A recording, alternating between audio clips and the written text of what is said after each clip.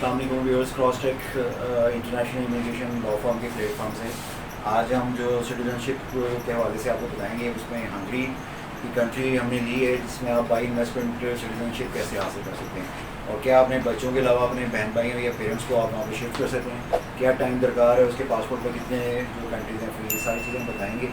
जो सवाल रह जाएँ उसको आप व्हाट्सएप और कॉफी विजिट करके भी हासिल कर सकते हैं आप। तो आइए प्रोग्राम स्टार्ट करते हैं। जी बादशाह बताइए क्या पहला सवाल। सर क्या हंगरी सिटीजनशिप आसान है? हंगरी की सिटीजनशिप लेना इतना मुश्किल नहीं है, आसान ही है, लेकिन थोड़ी सी रिक्वायरमेंट ज़्यादा है। इसमें कोई डॉक्यूमेंटेशन का भी थोड़ा सा डिफरेंस है दूसरे ममालिक की निस्बत। तो हंगरी में आप बाई इन्वेस्टमेंट जो है सिटीजनशिप जो है वो आसानी से ले सकते हैं।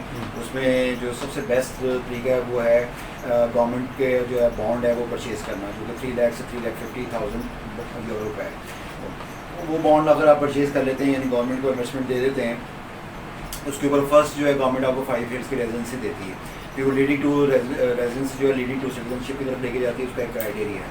फिर इसी तरह अगर आप कोई डायरेक्ट अपना शेयर्स लेना चाहते हैं या बड़ी इन्वेस्टमेंट करना चाहते हैं तो 5 लाख से लेके ऑनवर्ड 1 मिलियन और उसके आगे जाता है। उसके लिए क्राइटेरिया डिफरेंस की बुनियाद पर भी आप सिटीजनशिप जो है वो ले सकते हैं। इसी तरह प्रॉपर्टी भी आप जो है वो मिनिमम 3,50,000 यूरो जो है उसके ऊपर वो बाय कर सकते हैं। उसकी बुनियाद पर भी आप जो है इन्वेस्टमेंट की सिटीजनशिप जो है वो ले सकते हैं। सर ये बताएं कि हंगरी सिटीजनशिप प्रोसीजर कितने टाइम में कंप्लीट हो जाता है, मेच्योर हो जाता है?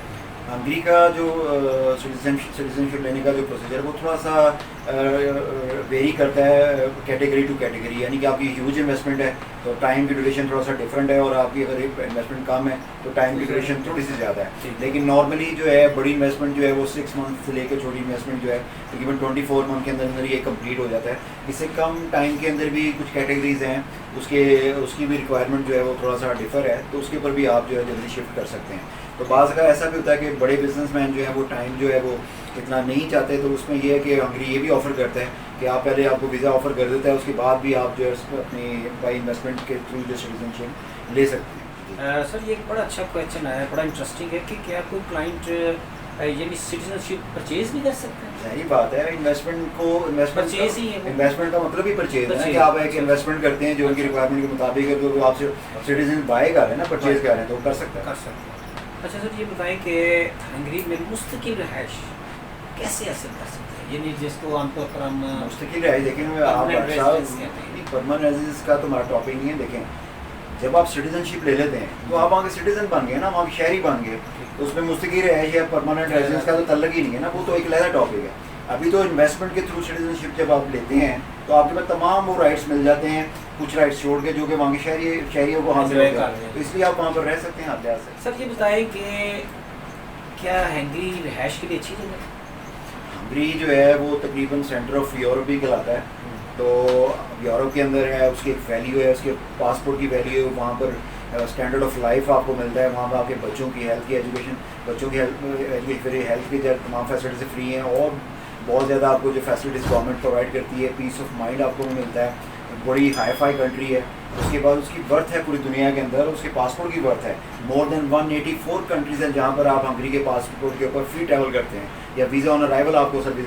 184 कंट्री बहुत ज़्यादा कंट्रीज़ हैं, यानी कि पूरी दुनिया के अंदर जो ममालिक हैं 184 हंगरी के पासपोर्ट आपको मिल रही, तो और क्या चाहिए।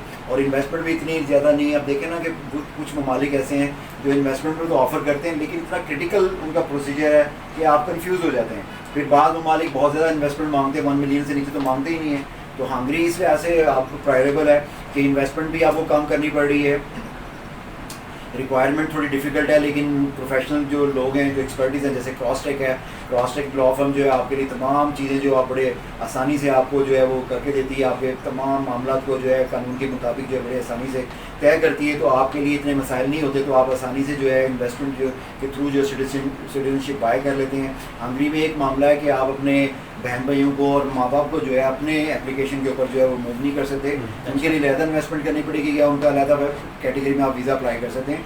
सिटीजनशिप जो आपने हासिल करनी है बाई इन्वेस्टमेंट वो अपने बच्चों के लिए और आप अपने लिए हासिल कर सकते हैं। बच्चों की जो उम्र है वो 18 साल से कम होनी चाहिए। ख़ास सर्कमस्टांसेस हैं जिसमें 21 साल से कम की जो है वो अप्रूवल हो जाती है, लेकिन जो नॉर्मली है वो 18 साल से 18 ईयर से कम आपके चाइल्ड्स हों तो आप अपनी इन्वेस्टमेंट के ऊपर बच्चों को भी शिफ्ट कर सकते हैं। अच्छा सर, ये एक फिर सब क्वेश्चन है कि गैर मुल्की जो लोग हैं वो हंगरी में ज़मीन हासिल कर सकते हैं? देखिए, प्रॉपर्टी के ऊपर मैंने आपको शुरू में बताया कि आप इन्वेस्टमेंट के ऊपर आप प्रॉपर्टी के ऊपर जो है इन्वेस्टमेंट करें तो उसके ऊपर आप सिटीजनशिप ले सकते हैं, इसका मतलब ले सकते हैं आप। तो आप प्रॉपर्टी के ऊपर भी सिटीजनशिप ले सकते हैं, आप गवर्नमेंट का बॉन्ड खरीद के भी सिटीजनशिप ले सकते हैं, आप किसी कंपनी के अंदर अपनी शेयर खरीद के भी इन्वेस्टमेंट करके जो है वो सिटीजनशिप ले सकते हैं। मुख्तलिफ ज़राए हैं, लेकिन पाकिस्तानी ज़्यादा जो फेमिलियर हैं वो बॉन्ड के ऊपर है और प्रॉपर्टी बाय के ऊपर है। फिर ड्यूल नेशनलिटी हंगरी अलाउ करता है, फिर नो स्टे रिक्वायरमेंट है, यानी कि आपको रहने की ज़रूरत नहीं है, आप नेशनलिटी ले सकते हैं। तो इस लिहाज से देखा जाए तो हंगरी जो है काफ़ी फैसिलिटीज़ ऑफ़र करता है, काफ़ी अट्रैक्शन देता है कि आप जो है इन्वेस्टमेंट करें, उसकी बुनियाद के ऊपर आप अपने अच्छे फ्यूचर के लिए, अपने बच्चों के फ्यूचर के लिए वहाँ शिफ्ट हो सकते हैं, सिटीजनशिप हासिल कर सकते हैं। तो हमारी तरफ से भी रिकमेंडेशन है कि हंगरी को आप ज़रूर प्रायोरिटी लिस्ट में रखें। तो उम्मीद है कि आपको ये प्रोग्राम पसंद आएगा। हमने आपको काफ़ी जो मेजर और मेन इन्फॉर्मेशन थी वो प्रोवाइड की है। जो आपके दूसरे सवाल रहते हैं या आपके ज़हन में कोई और सवाल हैं तो उसके लिए आप हमें व्हाट्सएप करें या ऑफिस विज़िट करें, हमारी साइट भी विज़िट कर सकते हैं। तो हम फ्री ऑफ कॉस्ट जो आपको असेसमेंट प्रोवाइड करते हैं, तो उसकी बुनियाद के ऊपर फिर आप एप्लीकेशन जो है आगे मूव कर सकते हैं।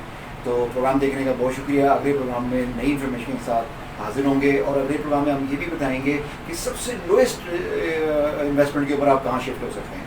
बहुत शुक्रिया।